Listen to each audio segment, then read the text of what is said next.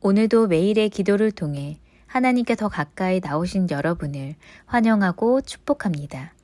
오늘도 주님과 동행하는 하루 되시기 바랍니다.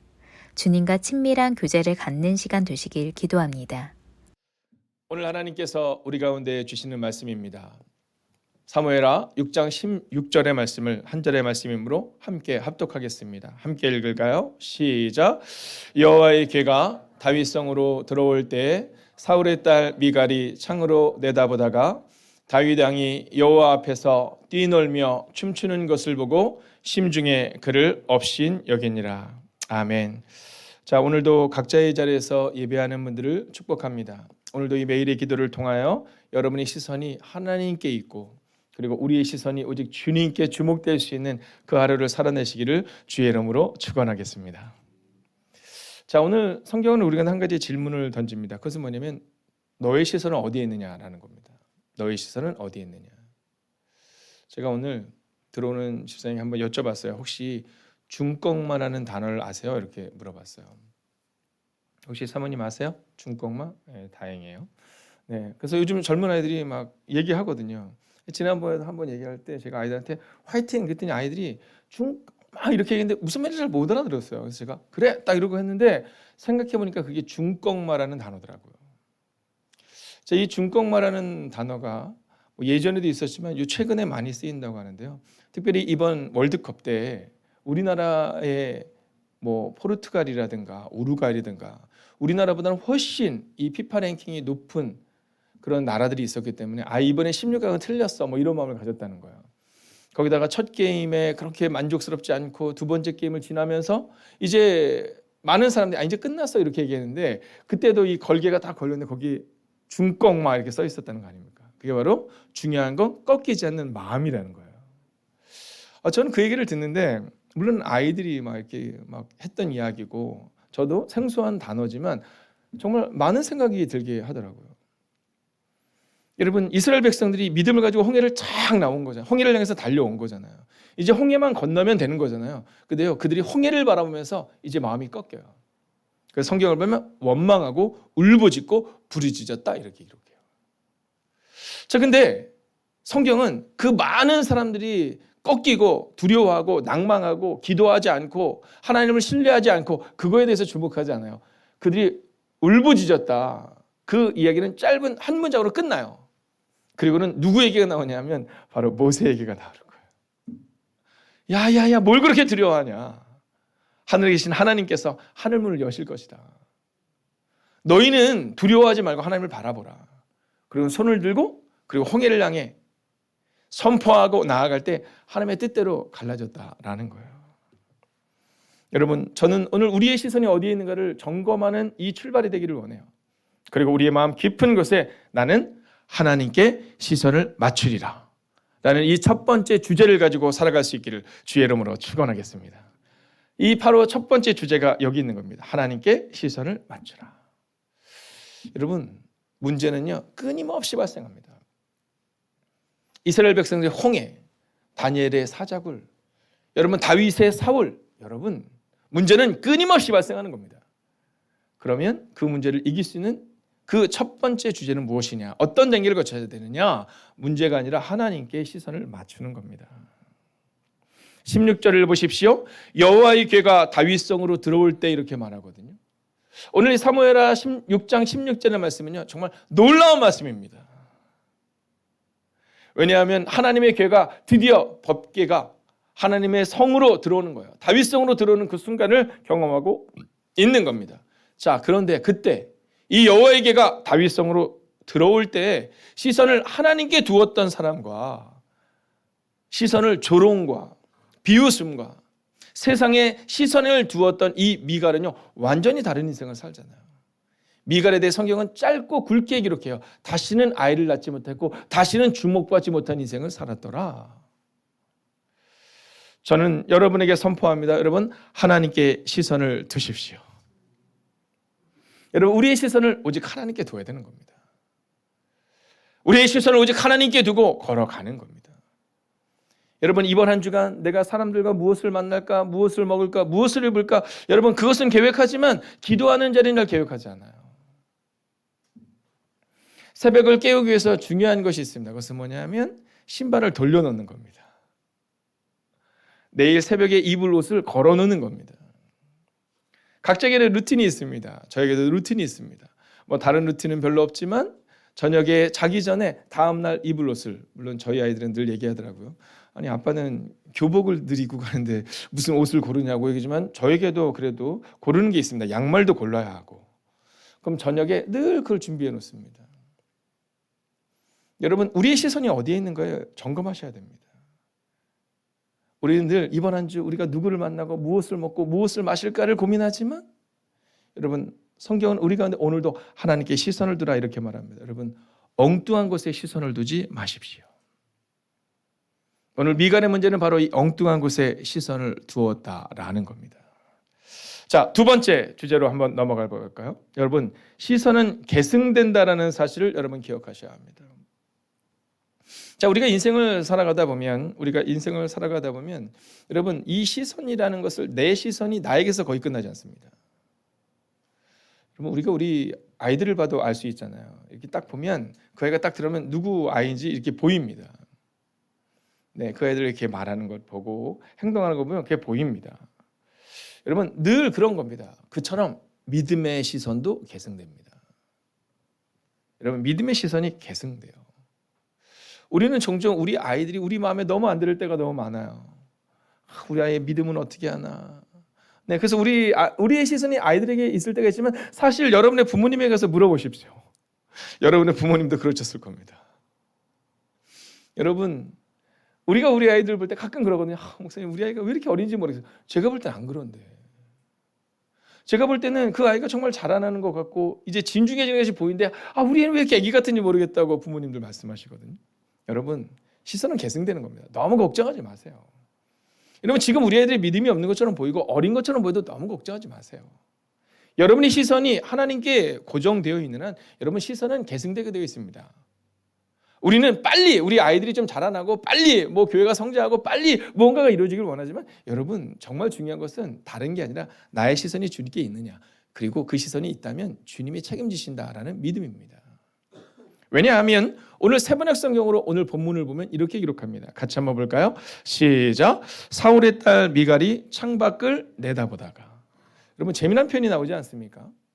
오늘 성경은 콕 집어서 사울의 딸 미갈이라는 표현을 쓰고 있습니다. 여러분, 그냥 미갈이 이래도 될 만한데 사울의 딸 미갈이 창밖을 내다보다가 이렇게 말합니다. 여러분, 잊지 마십시오. 시선은 계승되는 겁니다. 오늘 사울의 시선이 어땠습니까? 이 사울은요, 늘 사람들에게 시선이 있었거든요.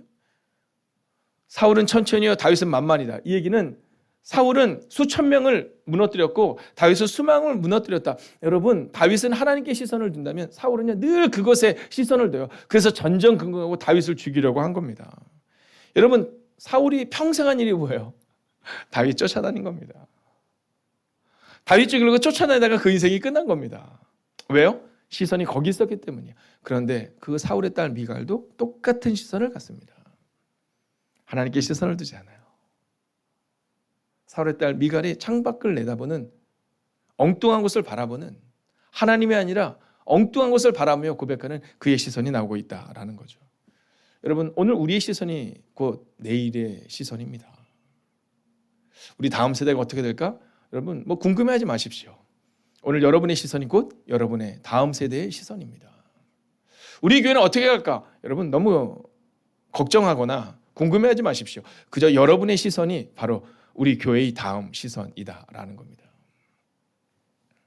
자, 이제 마지막으로 세 번째 주제를 볼 텐데요. 성경을 보겠습니다. 같이 읽겠습니다. 시작.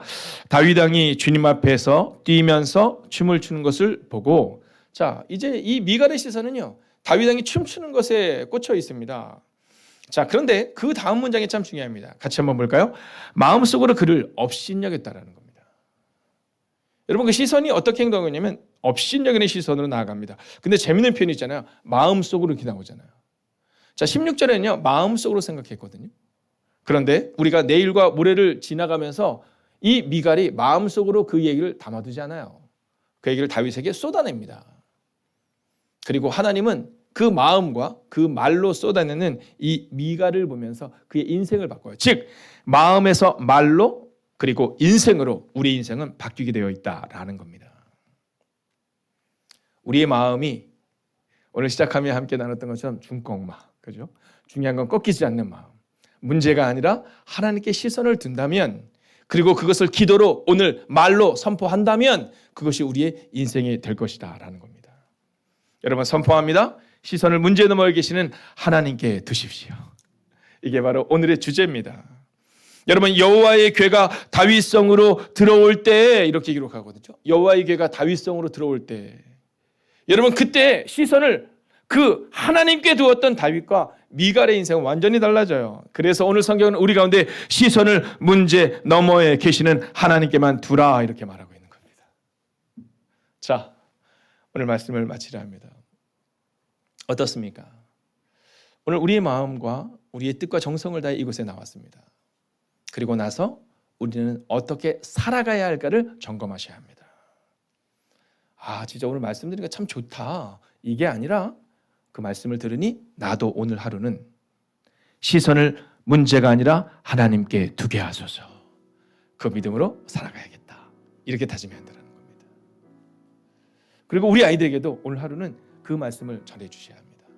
만나는 집사님에게, 권사님에게 그 한 말씀을 전해 주셔야 합니다. 여러분 교회는 기도하는 공동체가 되어야 합니다. 여러분 기도하는 사람들이 기도하는 장소에서 기도한 후 나가서 제자 훈련도 하고 사람들도 세우고 전도도 하고 여러분 예배도 드리고 그렇게 해야 되는 겁니다. 근데 기도하지 않는 그 사람이 내가 예배자들하고 세상 가운데서 나는 예배자의 삶을 산다라고 말합니다. 여러분 기도하지 않는 사람이 무언가를 하려고 합니다. 기도하지 않는 목사가 설교를 하려고 합니다. 기도하지 않는 그 한 사람이 무언가를 행동하려고 합니다. 여러분 시선을 문제가 아니라 하나님께 두셔야 합니다. 그래서 오늘은요 한 가지 적용점을 함께 보려고 합니다. 그것은 뭐냐면 시선을 하나님께 두는 훈련입니다. 오늘 하루는요 우리의 적용점을 여기 두는 겁니다. 나는 오늘 하루 시선을 하나님께 두겠다. 다른 어떤 것보다도 하나님께 두는 인생을 살겠다. 여러분 다짐하셨습니까? 그렇다면 우리가 그 마음을 가지고 함께 기도하겠습니다. 오늘 시선을 오직 하나님께 두게 하시고 문제가 아니라 말씀을 보는 훈련, 문제가 아니라 기도하는 훈련, 문제가 아니라 예배자로서는 예배하는 훈련을 할 수 있게 해달라고 이 시간 마음을 다하여 합심으로 기도하겠습니다. 오 살아계신 아버지 하나님, 오늘도 우리가 주님을 기대하며 나아갑니다. 하나님, 하나님의 마음과 하나님의 능력으로 오늘을 걸어갈 수 있도록 오 주님 역사하여 주시옵소서. 하나님, 우리는 오늘 온전히 우리의 시선을 하나님께만 둘 수 있기를 원합니다. 하나님, 오늘 하루를 살아갈 때 그 믿음으로 오늘을 살아내겠습니다. 오 주님, 우리 가운데 임하셔서 우리 가운데 역사하여 주셔서 하나님, 오늘도 믿음으로 걷는 하나님의 사람들이 되게 하여 주시옵소서. 하나님, 오늘 기도하지 않으면서 내가 무언가를 하겠다, 하나님 그 어리석은 마음 내려놓게 하여 주시옵소서. 아버지, 가장 중요한 것은 이 연약한 목사입니다. 목사가 기도하지 않으면서 말씀을 전하려는 어리석음 내려놓게 하여 주시옵소서. 아버지, 기도하지 않으면서 누군가를 섬기려 하는 그 마음들 다 내려놓게 하여 주시옵소서. 하나님, 이 연약한 목사부터 시작하여 하나님 철저하게 무릎을 꿇게 하여 주시옵시고 오늘 하루를 철저하게 시선을 하나님께 두게 하여 주시옵소서. 하나님, 그렇게 우리 모든 성도님들이 각자의 자리에서 내가 그 교회다, 하나님 그 마음으로 살아가게 하여 주시옵소서. 하나님, 우리는 우리의 다음 세대를 걱정합니다. 하나님, 우리는 새신자를 걱정합니다. 그러나 하나님은 우리를 걱정하십니다. 하나님은 우리를 바라보십니다. 하나님은 우리의 시선이 하나님께 있기를 원하십니다. 오 주님, 기도합니다. 어리석음 내려놓게 하여 주옵소서. 하나님, 다른 걱정으로 나아가지 않게 하소서. 하나님을 바라보는 하나님의 사람 되게 하여 주시옵소서. 오 주님, 오늘도 주님을 기대합니다. 오늘도 주님을 바라봅니다. 오 주님, 오 주님, 오 주님. 하나님, 어리석은 목사는 성도를 걱정합니다. 어리석은 성도는 교회의 다음을 걱정합니다. 어리석은 부모는 자녀를 걱정합니다. 그러나 하나님은 바로 우리를 걱정하십니다. 내 교회다, 내 성도다, 내 자녀다 말씀하시는데 우리의 시선은 자꾸만 문제에 우리의 시선이 있습니다. 그리고 미갈처럼 말하는 것을 좋아합니다. 이 연약한 목사도 기도하는 것을 좋아해야 하는데 말하는 것을 좋아하고 판단하는 것을 좋아합니다. 하나님, 오늘 고백합니다.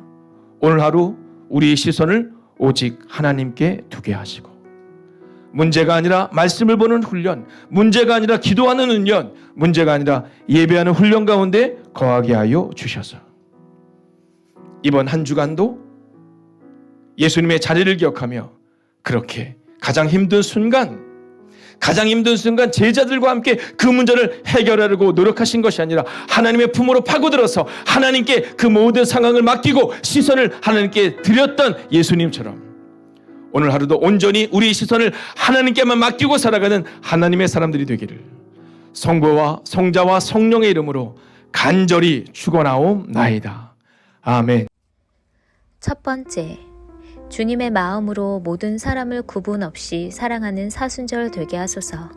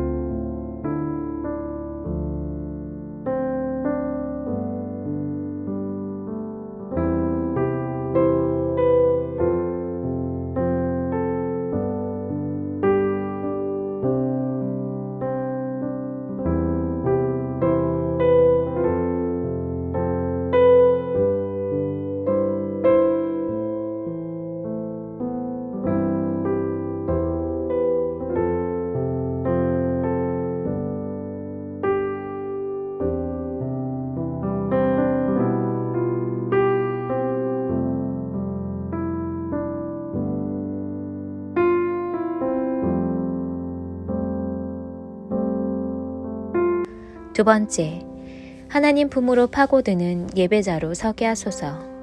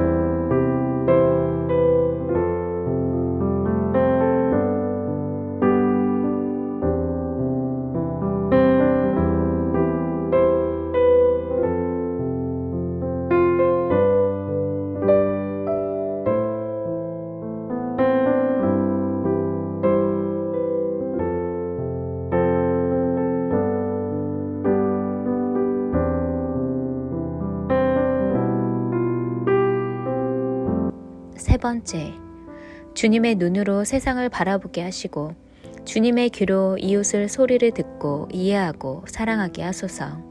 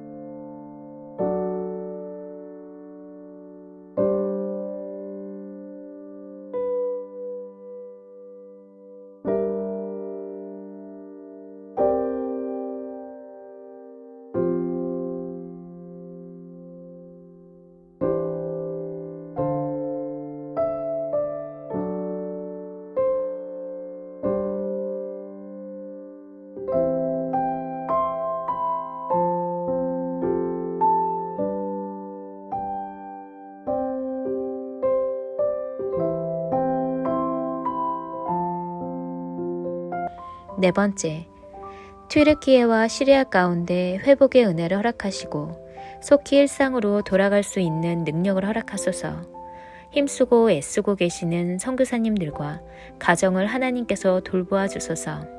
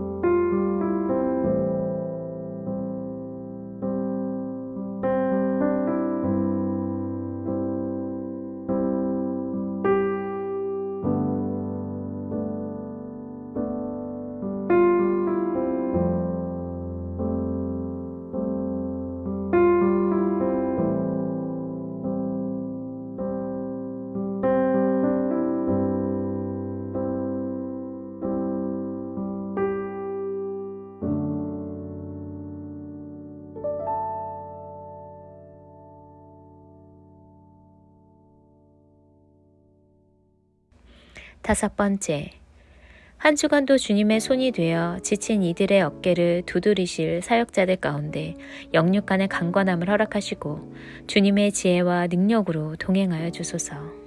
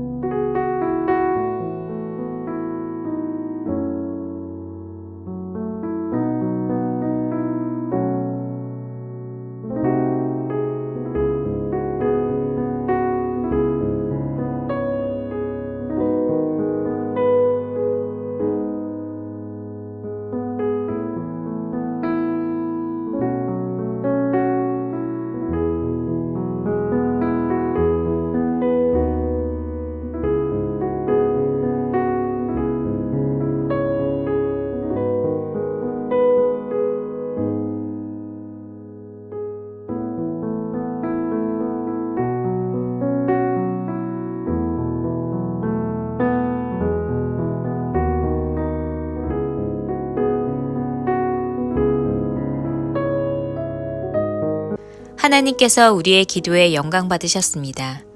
이제는 우리의 삶을 통해 하나님의 영광이 되시기 바랍니다.